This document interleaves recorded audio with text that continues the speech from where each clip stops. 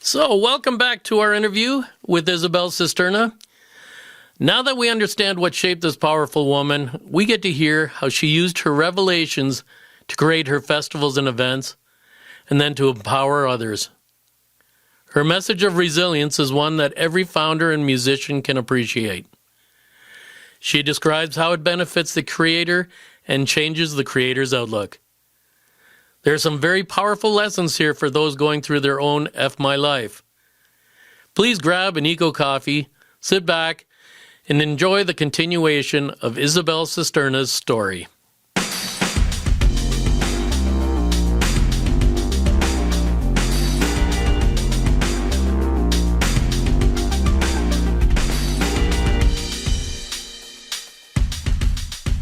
I think one of the things that I'm most proud of for Kultrun is that, you have all these artists that are great, big names in other parts of the world. They come here and you don't see a monoculture situation happening. You don't have, just because you have the person from Morocco singing, you have the Moroccan community there, and when the other person from Colombia comes, they leave and someone else comes. No, when people come to Kultrun, they come to experience it all. Yeah. They come to be awed by the music of the world, without exception. I have this sort of community that comes and stays for 3 days with their chairs. And it doesn't matter what language is being spoken, sometimes indigenous language, sometimes, remote places they never heard of that come to our festival. And they just sit there and experience it. Our festival is not about food or about the market, as it is about the experience. And we, for a good few years, were the only interdisciplinary global festival where, just as important as the bands on the stage are, we had other interactive activities where people had to, hold hands. And maybe you and I had never met, but at Kultrun, maybe you and I would hold hands while we do an activity together. To me, that's what makes our festival be so special. That you can come in without any guards, participate of something you had no idea where it came from, and just be there and be present on that. Interdisciplinary, could be theater, dance. This year we did a puppet show, a gigantic puppet show. We make people get dirty together. And when I remember having this moment in Victoria Park, when our festival was in Victoria Park, where we had an Afro-Colombian band playing and dancing. And all of a sudden, these girls from Sudan, they felt so kindred because it's the similar Congolese. It's a Congolese type of guitar that permeates through African music. It's called champeta in Colombia because the diaspora of Africa came to Colombia and continued that same sound, and it's the same guitar, but now they sing in Spanish. Yeah, so it's a thread. These girls from Sudan all of a sudden wanted to be on the stage.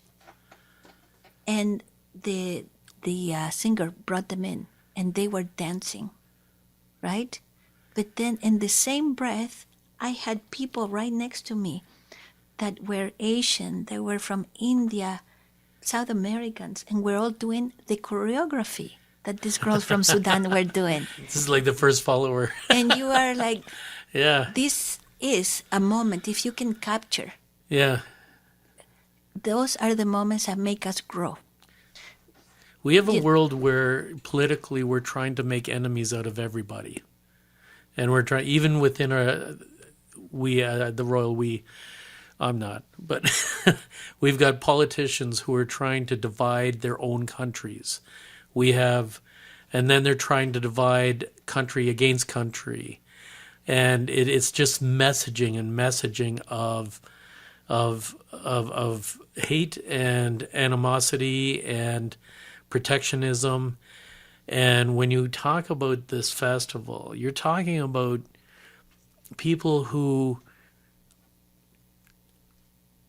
interested parties are trying to separate, and they are finally coming together and realizing they're all humans. They all love music. Ed talks about taking people to his to the plantation, and people from here getting to meet the workers in the field picking the beans, and really getting to understand what their lives are like, and having these aha moments of, wow, we all sleep, we all eat, we all try to have friends. And people here, for some reason, I mean, not just here, but people, when they don't do something that, you know, they're not cognizant of the beginnings of something, and they go and they collaborate, or they coexist in the same space, and they realize they're just humans and they're happy doing what they do.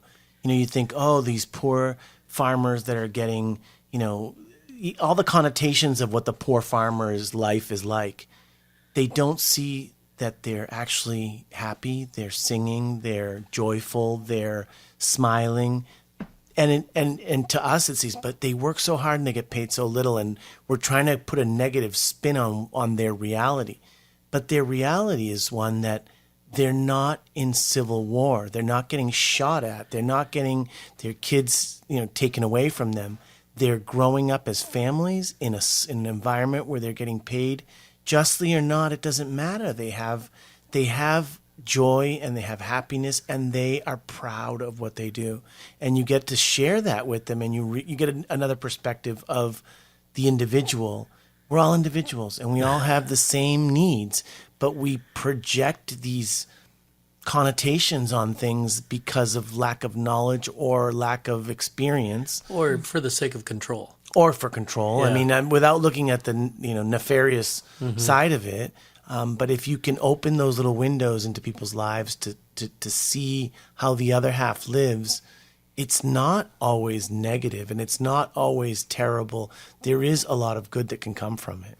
I think what you are mentioning is very important because we are living in this moment in time where there is so much negativity, there is racism, plain racism, that plays a huge part, that for many years was kind of undercovered and in the shadows, but somehow has found strength.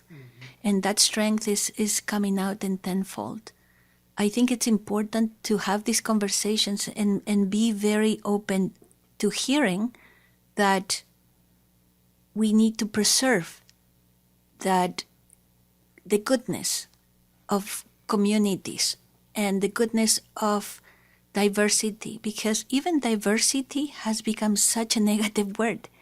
And people like me, had I been older in Chile, like Victor Jara, for example, when I look at Victor Jara's life, or many of the people who were murdered during their time, they were artists singing songs. I look at me here and talking about, I say things that if I would have been in Chile would have got me killed.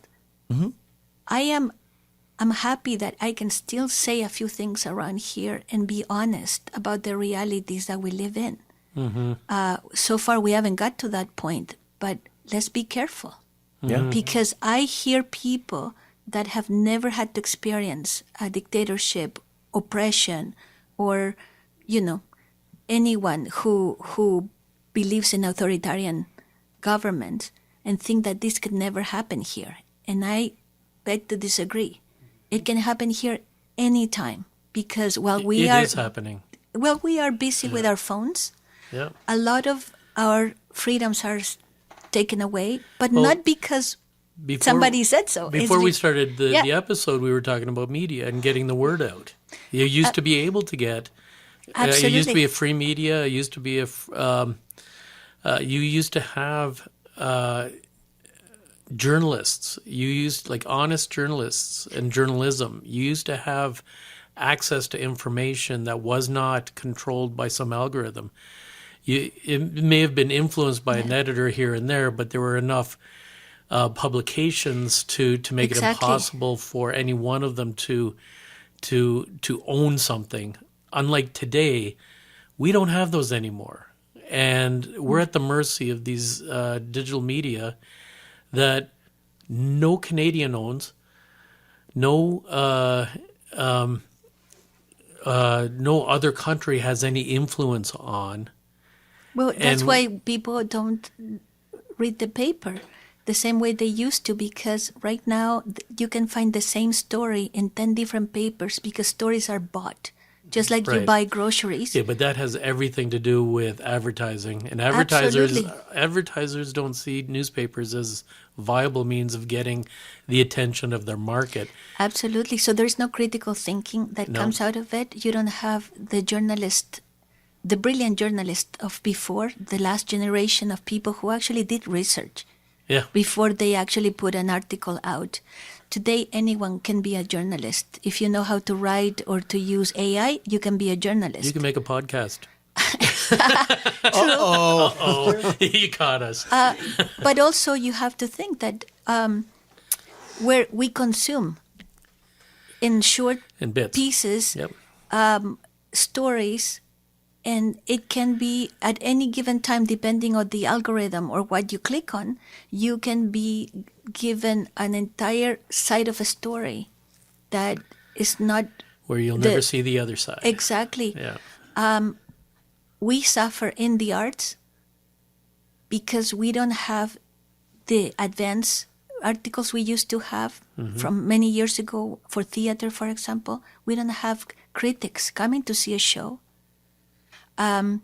We don't have something that is compelling enough that somebody will read it and say, "Oh, I really want to go and see this event." The only way people come is either word of mouth or because they see it 10 times on their way to work somewhere, either Instagram, TikTok, billboard, whatever, right? But whatever you're doing, I mean, you're always you have an audience, and it used to be very easy to know where that audience hung out, but now all audiences have been fragmented, and it's unless you know keywords and phrases and all of those that play the game. Maybe you could get in their face, but then your message is restricted until you start paying more to these Yes, absolutely. platforms. Whereas before, you'd have a special interest section of the newspaper, or you'd have a critic, and they would come out, as you said, they would come out and they'd tell the story, and it would go out to 40,000 people in the community, of which 2,000 would be your audience, but at least you'd be able to get that 2,000.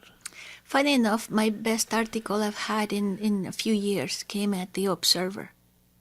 So The Woolwich? Yeah. Yeah. So not the last one, but the one before, when I was talking about, Neruda arts and the need to incorporate, all kinds of levels of support, not just tourism, but, education, tourism, having given people reasons to come to St. Jacobs, diversifying the offers, because much of the identity has been lost after Mercedes Corporation is gone. Yeah. And It's a because- struggle to find out who they are now. Because people are looking for the nostalgic era, and it's not there anymore. You don't have the silos, you don't have the museum, you don't have, the stuff that made St. Jacobs. So for us to go back to it, we need to rethink what that, identity is. And that identity may not have to be one thing. It can be many things, but Right. you need to tell people that, right? Somehow we have to tell the story. That article, when I didn't read it, I never read the articles anymore because I get really angry about what is being said. Because more often than not, the journalists put a spin on it It's a that makes you superficial look like article. either a Yeah. whiner, Yeah. that you are just complaining, or a superficial person. I Yeah. don't like it. But I was walking in St. Jacobs and I found a couple of people who stopped me to say, I read the article and I thought you were bang on. And I had to sheepishly say, I haven't read it. I have no idea what was in it. Because you don't trust them. So then it got me curious. After the third person said to me, read it twice. I read it and then I shared it with my wife and I made her read it out loud. And then my neighbor read it. And then I was curious and I was looking for it because I had tossed it in my house and I didn't know where it was.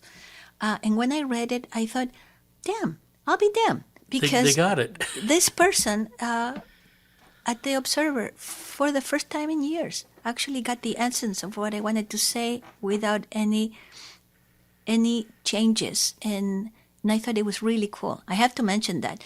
But the other thing I wanted to say is that podcasts like these have a huge place right now in the way we disseminate ideas and stories, and even people who will hear it, hopefully will get to hear something that will open their eyes to what we do. Neruda Arts or myself, what I'm hoping to do, that I may not be able to reach them any other way. Yeah. I find that for the first time, and I want to circle back to an idea that I still stuck in my head, and is that next year will be 35 years since I came to Canada. So I'm like 34 and 3/4.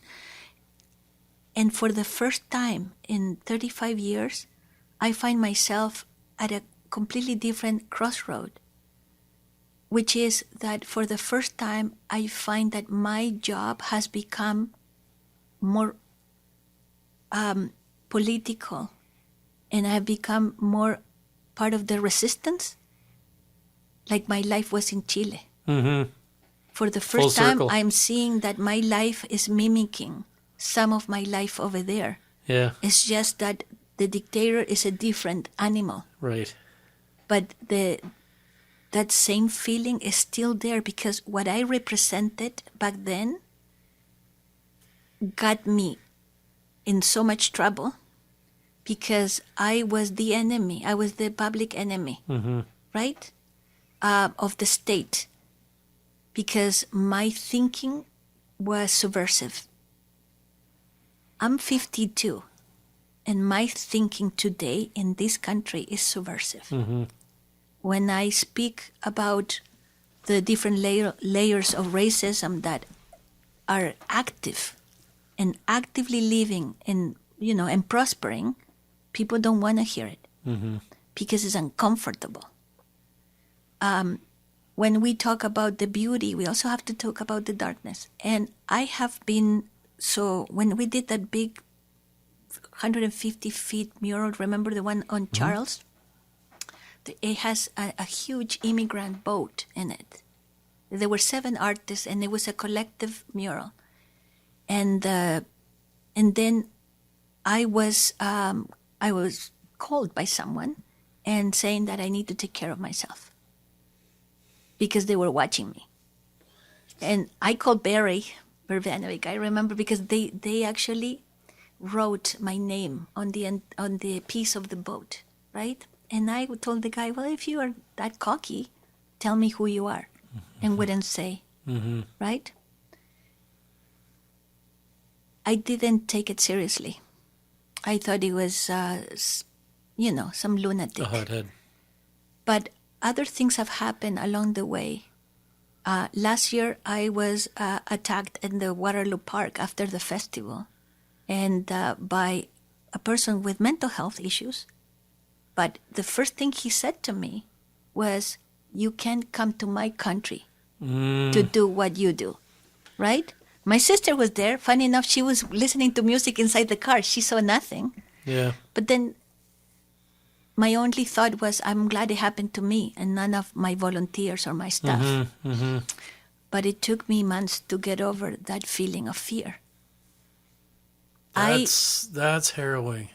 I feel that should be spoken about. Yeah. That is happening, and that, before my role, whenever I was as outspoken, I've never been rude about anything. I don't believe in being rude to get what you want. But whenever I've been outspoken in the past, because I was a woman with an accent, every time I spoke, people would say, oh yeah, she's from another country. She's like, they will brush it off as if I'm like Sofia Vergara, right?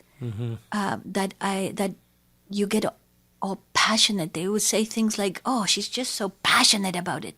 No, I'm not passionate. I am telling you, there's something that needs to be done. When You're talking from a place of knowledge and experience. Experience that when I think about me, and to be honest, my first thought, if this happens to me, how many things are happening to young people or to folks that nobody would come and rescue in a moment like this, right? I was lucky. I've been lucky every single time that anything has happened to me. Last year was particularly bad because it was late at night, it was dark, and this guy threw me to the ground. But I was composed enough that I could tell him to back off. And then police and security were just around the corner, so it was fine. But that got me thinking, how many of these instances are happening in dark places, in parks, in corners? But this goes to speak as what I was saying earlier, is that we've had these experiences elsewhere in the world, and they're getting closer to home, but the ignorance of it happening is there. And I don't mean it ignorance in a bad way. I mean ignorance in lack of knowledge. I think there's a lot of people that would say that doesn't happen here. Correct, because this is Canada, because this is bliss and eternal calmness and nothing ever bad happens.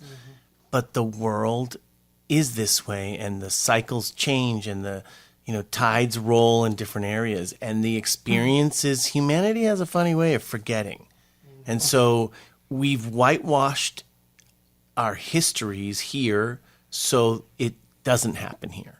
But it is beginning to happen here, and I think it's the biggest reason is that the empire to the south is falling, and it's we talk about it, we speak about it, we read about it, but everyone still denies it. But that's what happens when empires disappear, is that the repercussions and the ripples tend to carry to the edges of the pond, and we're just sitting on the edge, really not trying to be neutral and trying to stay out of it. So it is alarming. It's important to talk about it. It's important to discuss it. It's important to bring it into the light, because then other people are aware that these things are hitting closer and closer to home, and you have to be in the conversation, and you have to bring it to discourse, and you have to talk about it and discuss it and make it knowledge, make the knowledge available to others so that they can really think hard about their choices. I think we need to be prepared too. Yeah. And we have to prepare our kids for that moment where they may encounter something like that. It's the rise. So in one way you have like the demise of certain things. Like you say the South, for example, but it's also the rise of the very right-wing agenda, that is the Christian agenda and all of that stuff, that is really hard to manage because it comes with a lot of strings attached too. So it's a tough conversation to have, for sure. When you're talking about fear, a lot of fear of the unknown, and people react to fear in different ways, and protectionism is one of the major ones. Religion, you talked about Christianity, or Christians, and there's so many different types of Christians, where I want to be careful not to lump everybody into that fundamentalist side. I'm not religious at all, but I will say that it does serve a purpose, and there are those Christian entities that have social justice programs that do incredible things. And unfortunately, they are Christian, but holistically, they're being tainted by the fundamentalists that really change the wording and take their own interpretations, or don't even they just make up things as they go, just for the sake of control and and management of their own ideals. Yeah, that's Yeah, why I it's their said own right wing, agenda. because, I actually have been lucky to be able to work with many very kindred, churches that see social justice as a priority, and they're open to everyone. And they have been a safe haven to many, many immigrants. So Oh yeah. what I'm talking about is that other kind, The the kind that extremists. is actually, I'm not so sure they're Christian. I think that's the label they give Yeah. themselves, because first and foremost, they have a very fundamentalist, otherism. Yeah. And I think that's that's the umbrella that they choose to be under. But I think if they didn't have that, they could have any. But I think the end of what they want to achieve is to wipe away everything that is not their normal, right? And why is that important to me? Is because in the world that I want to live in, with my art experiences, my programming, and my community, inclusion is not just about the way you look or your cultural heritage. Inclusion means people with different abilities, people who identify themselves in whichever way they want to, who they want to love, whoever they want to. It's inclusion is so much more than just cultural heritage, but somehow, because of these ideas that are coming into Canada so fast, where I have had, conversations with young people who actually think it's normal to be hateful towards, people that are gay.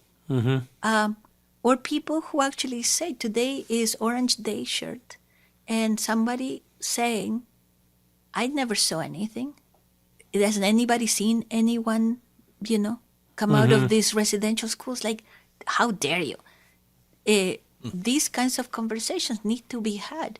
And then it goes back to having a healthy community and having a sense of belonging, education, Right. well-being, all of it. And Well, we don't have community. We started the podcast talking about that, and really our mandate here is to try to bring community back. All these kids don't have community. They have whatever evolved on in their digital networks, and so they're easily sucked into these different beliefs and these different ideologies without having anybody above, or having anybody experienced enough to say, hey, be careful. They're talking hateful here. Do you understand what that means? Do you understand what it means when they say that or when they're doing that? There's no one there to safeguard them. There's no guardrails. Absolutely. And they're exposed to that without having a community of kids their own age, with kids a little older, with adults, young adults, with old adults. You don't have that intergenerational community anymore that can help keep the doors open of thought and acceptance and inclusion. And it's too easy to break up. If you want to break up a country, or if you want to break up a military, you get them to fight themselves. And that's the way you win a war. That's Art of Zen, or no, Art of War, I mean. Art of War, yeah. Yeah, Art of War. Exactly. You break it up from the inside, and that's exactly what's happening. And if we have parents and grandparents, as the adults in the community who know this, who are smart enough to comprehend this, we need to be fighting back. We need to be building those communities, enabling a intergenerational community where we can then we can not only talk about it, but we can be examples of it. Yeah, provide guidance. Provide guidance. I mean, And not be a religion, but just let's be human. but it's a transference of our experiences and our gained wisdom of, with gray hair comes a responsibility. Or no hair. Or no hair. Yeah. You still have gray. But there's a responsibility to transfer knowledge. And that knowledge transfer is what our role in all of this is. And we have to believe that there's a value to it. Now, we do it through this method. It's hard with this advanced technology that we have in our hands because the litany of misinformation that we're fighting against is tremendous. So the conversation is what it comes down to, and the in-person interaction is where it's vital. And these are the moments when you're in the car for 3 hours that you get to have these deep conversations, because the rest of the time it's a transactional situation for them that is in and out of information. So these clubs, Or you could run this podcast while they're in the car and make them listen to it. Yeah. there you go.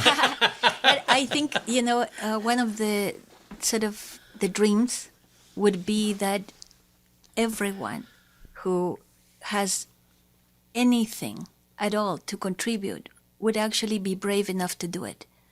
So not to just leave it to the arts or to the sports to make your kids healthier.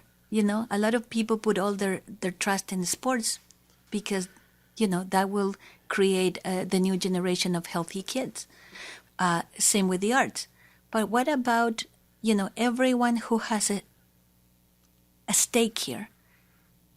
Small businesses, medium-sized corporations, people in the social sector, people in the arts, people in sports. I think every single person should buy into the idea that a healthy community is Essential. made out of all these different aspects, but everyone has to put something into it, invest in it, right? I find that a lot of the times, and this is the first part of the conversation, is how many people think it's someone else's job, right? They want something done, but I'm not going to invest in it. I want to see a vibrant, healthy community where there is no crime, where we don't have any issues with policing, that we don't have to call security. You want this beautiful place to live in, but what are you giving? What investment are you putting into that community? So are you building gates or are you building community? And then the people who have something to give, they should give it so that they are contributors and enablers of the people who are doing the job, right? That's where the whole is greater than the sum of the parts. And the sum of the parts only comes when it's added. Summing meaning plus, plus, plus. That's a gestalt. That's where we can get something incredible by bringing together all of these parts that can work together to make each other and lift each other up, make them stronger. You don't work on yourself unless you're working on others. And collectively, we have a great opportunity, and this is what we used to be in the Waterloo region, and I hope to God we can get it again, not being the religious guy I am, but some God, whatever. The ability to collectively be stewards to each other. As Ken was saying in his... It's what existed here when we moved to this community. It's what enabled the building of the University of Waterloo, which enabled the industries to build and grow. And there was all parts working together. United Way was strong because it was supported by that industry and that industry and that industry. Now it's all been replaced by tech companies that don't care about these things. And we talked about that at the beginning. But you know something, Bill? I love this community. It's because there's a shadow of what this was. Exactly. And I love it so much. You want to fight for it. That I want to fight for it. Me too. And I want the community to resemble the place where I came to that made it possible for me to be me. Right. if I came to this community, I'm well aware, if I came to this community today as a young person, I probably wouldn't be able to succeed in this community. I am so well aware that I was given this opportunity at a time where this community cared to be greater. Yeah. And there were people in roles of leadership that were making those things possible. Mm-hmm. There was no diversity the way it was, but there was no rejection towards diversity the way it has come to, where is a little bit of It was of a lot of healthy a talk. diversity. I mean, there was a healthy. There were issues, no There were less, issues, but yeah. but the environment that I came to made it possible for this young woman that truly came with 2 suitcases and $60 in her pocket to succeed at a level where, when I look back at my life, I see that I've done everything that I wanted to do. And so could we get And that more. for a child that comes here today? That's what I want. Yeah. I want for that Fully other generation of dreamers Yeah. and that other generation of people who live those tough lives and are coming that's why here we have to all build these something. kids getting involved in robberies and beatings, and they're frustrated because they don't have the dreams. It's about possibilities. And It's hope. about hope. It's about being able to see that there is investment in you and that one person, it only takes one person to believe in you, Yeah. to change the Yes. course of your life.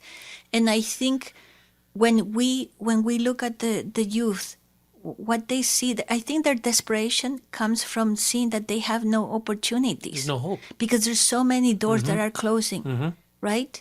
Also because a lot of people have stopped being creative in their thinking. And I'm not talking just about, I'm talking about every person who has built anything had to use their wit, their creativity to think in a way that made something else possible. And right? to build, and then to fail, and then to pick up, and to get stronger, and to learn and create, and the cycle. Yes. To have that cycle is elemental to, I think, happiness. I want my people- saying yeah. is creativity equals freedom, and freedom equals happiness. I think if we don't enable that creativity, if we're stuck in a silo of working at a desk and that's where our life is going to be for the rest of our lives, and we're not taught or allowed to be creative, that leads to a very unhappy life. But if you have the freedom to build and grow within your work, within your environment, within anything you do, and have the freedom to do that with the respect of others, with and for, in a life of stewardship, life can be so much happier. Absolutely. And I think if anyone is listening to this podcast... What do you and mean, has- anyone? We have 2 listeners. If Thanks, Mom. anyone is thinking about, an idea, or they're thinking about, how hard it is to get that yes for something. In the course of the last few years, I have been to a movie. I performed in a movie that went to the Toronto International Film Festival. I was able to have a TV show. I have done commercials in radio, in Spanish, nevertheless, but I've done it. I've done professional theater. But most of all, I have, for every single one of those sort of breaking moments, I have had disillusion, and I've had deception, and I have had, negativity. I've also been, this is something that a lot of people don't talk about, is that when you become somewhat the face of a community, you also get backlash from your own community. Mm-hmm. When I gained the respect of Canadians, I lost the respect of Chileans because I became a sold out. Yeah. You know, there's lots of things that can bring people down. Yeah. But I want people to be left with the idea that there is something to fight for, and you know that everyone, no matter where they come from, maybe they've never left Kitchener-Waterloo. There is a two-choice thing: to either be resilient or to give up. And it's easier to give up. Yep. Yeah, I've always said that. You've got two choices. You can live or die. And so being resilient is harder, Yep. but it's in the long run. It buys you time. It buys you opportunity, right? And the other thing that I would like people to be left with is that nothing is written yet. You know, we foresee a difficult time, and we foresee a lot of sort of negativity in the air. But at the end, if we think, oh, that's the way it is, I fold my hands. I put my hands in the air and say, you know, I have no control about what big corporations are doing, big political machinery is doing. Then none of us do squat. Right. And I think That's the danger. the danger is believing that you have, as a person, as a one person, you have absolutely no power. I had to go down into my own dark self to realize that I have done everything I wanted to. Out of craziness, out of stubbornness, out of all these things that, you know, have probably had me jailed somewhere else.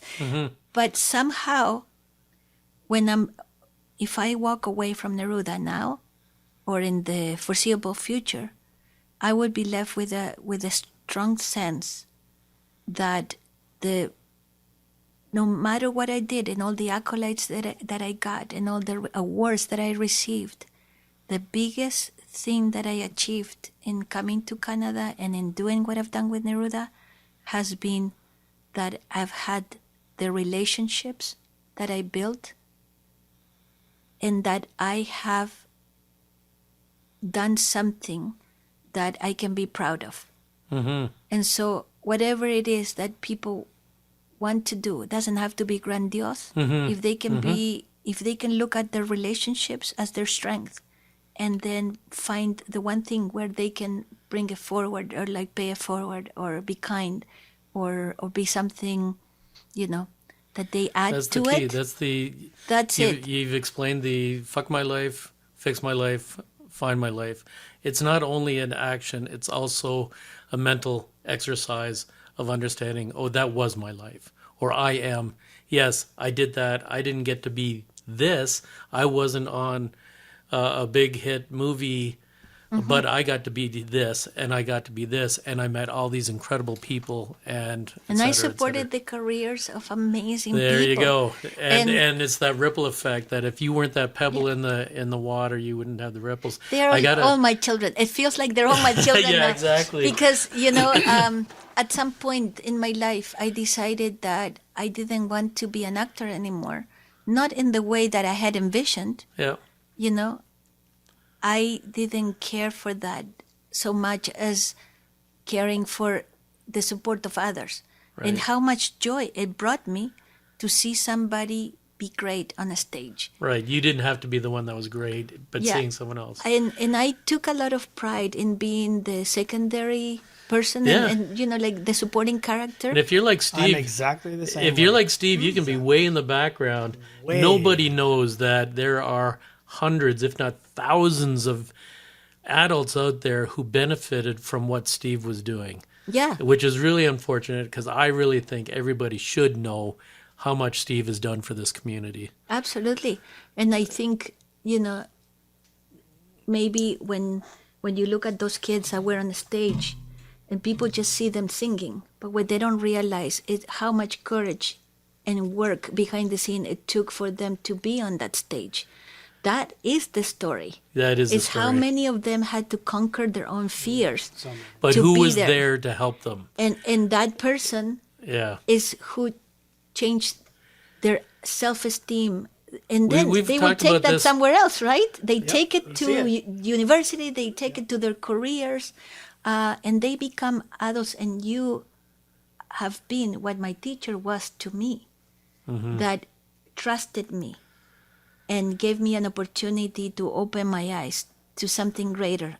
In that case, the suffering of other people, but also the beauty of art and how messaging is so important and how that message that is seen in a stage can actually, permeate to the rest of your life. So yeah, kudos to you, because I think the life that have been changed because of you, and then the ripple effect of those kids changing other people, kids. right? Exactly. Well, What a that's great. why we wanted you on this podcast, Yeah. because we're the same kind of, all of us are those same kind of people. Ed has spoken the same way about his employees. He likes to create an environment where it's a positive thing for them, and he is proud of where they have gone in their life based on that. I think all of us are those kind of people, and that's why we're all here. Yeah. I mean, to wrap this up, I think it's important to hear the stories. It's important to glean the knowledge from it, the insight, but it's also important to get the message out that any little bit helps. Hopefully this podcast will continue to push that agenda forward and get, the grains of sand people the out there courage. to Give people give the people courage to courage help to and to make grow their and- little movement. Yeah. But can you say something to everyone who's listening? And it is, you believed in me and you didn't even know me. Like, Yes. how did you approach me? And this is the Ed's thing. got a superpower. Because what did you see in it that made you think about investing? When I was a startup business, I everyone talked about you have to give back, and I didn't know the community. I didn't know anybody in the community. I didn't know how to give back. And then you should, have some kind of charitable, contribution to a business. And I thought, well, I can give my 3 pennies to this charity or this name charity or this other giant name charity, and no one's going to know. And then I'm going to. What's so the impact? in the end, the impact is that I feel better because I gave 3 pennies to to someone that's getting millions or billions. And then I saw an article in the paper at the time when we did have papers, and it was about you and about how you were building communities. You were building bridges in the community was the slogan at the time that you were getting this message across. And I said, I want to give my 3 cents to this person because this person makes a difference and I can help them make a difference. And then, 3 days later, you walked into the Kitchener Market when I was in a little tiny stall and you were standing in front of me and I was like, I need to talk to you. And you looked at me with terror and panic, which I don't know how or why. I'm a very calm and civil person. But I was terrified. But it was that moment of understanding that you have to put the grains of salt where they matter. And I felt that that's where I could make a difference and not just throwing it into the big ocean, because then I couldn't see the value of the impact that I could make. But you made such a big difference because, first of all, you had a brand of coffee, which at the moment, I think very few small businesses were thinking of linking their product to an arts organization. So that was brilliant. It was very innovative at the time. But then you come across and you say, wait for me, I'm going to turn around. And then you say, I want to create a blend, a coffee blend that we will call it the Neruda blend. And then I'm going to give you $1 for each bag sold. And basically, it opened my eyes to how relationships could be built between small businesses and the arts. So until you did that, I had no idea that even was a thing that could exist. It wasn't a thing. I just made it up. Well, Yeah. but you that's what- did it. But and- that's what makes me, I think, a little bit unique in See, in this everybody, space. he is a founder. I told you. He does know something. But then you I became try a not friend. to let people know. And you, in this process of getting to know each other, you became a friend. But And I you- also helped you impose rules and regulations too, and that was painful. Taking, I was actually on Isabel's board, and I was the one that helped drive process and procedure and rules, and it was like, what? There's rules to this? There has to be rules, and there has to be process. So I mean, you become involved in these things, and then there's a love that grows from it, and we've been friends forever now. How old's Emmy? 21. So 21 years. Yeah.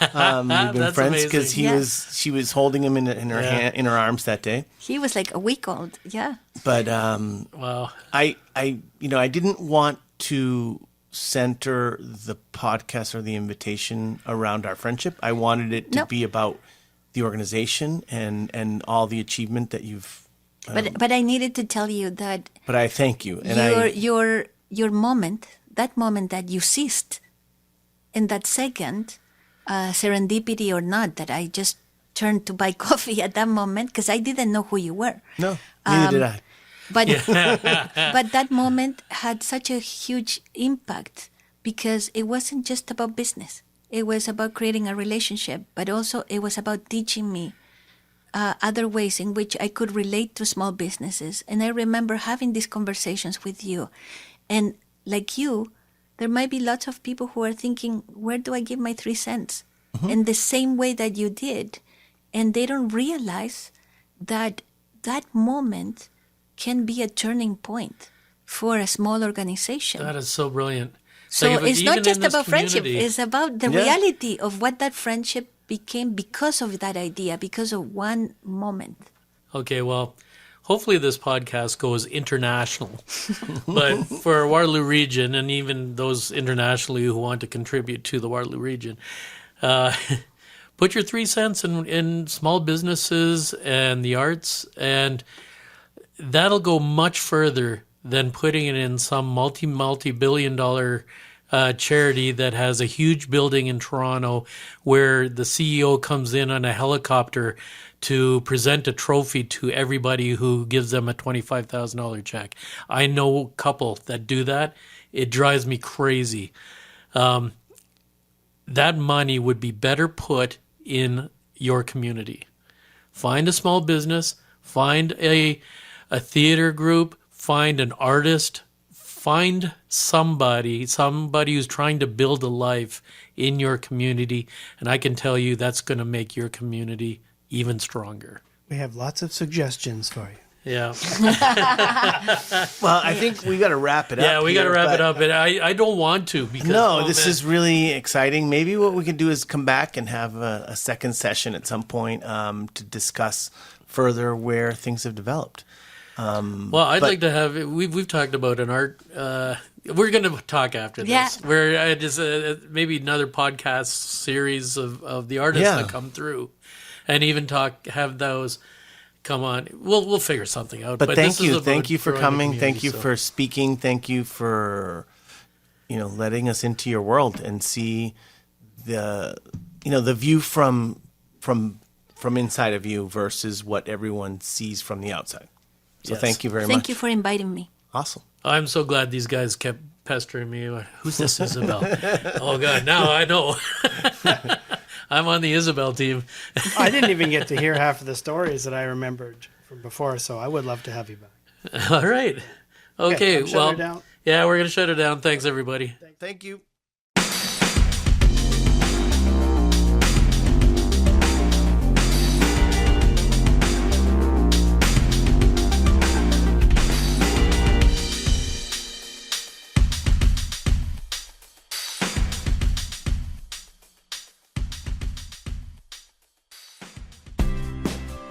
Forget the tired old morning jolt.